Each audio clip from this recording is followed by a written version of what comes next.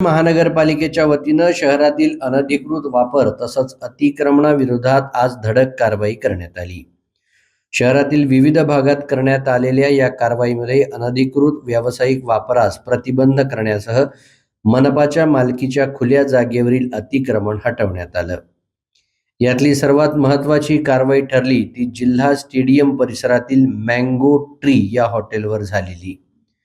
हे mango tree hotel निवासी क्षेत्रात व्यावसायिक वापर करत सुरू करण्यात आलं होतं।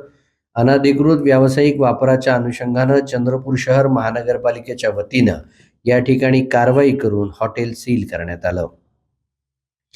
दुसऱ्या एका कारवाईत महानगरपालिकेकडे हस्तांतरित करण्यात आलेल्या ओपन स्पेसमध्ये अतिक्रमण करण्यात आल्याचं निदर्शनास आलं।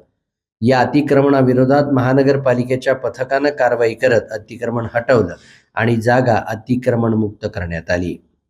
याशिवाय हवेली गार्डन परिसरातील मुख्य रस्त्यावर करण्यात आलेल्या अतिक्रमणाविरोधातही महानगरपालिकेच्या वतीनं कारवाई करण्यात आली। या कारवाई दरम्यान रस्त्यावरील अतिक्रमण हटवून वाहतुकीसाठी जागा मोकळी करण्यात आली।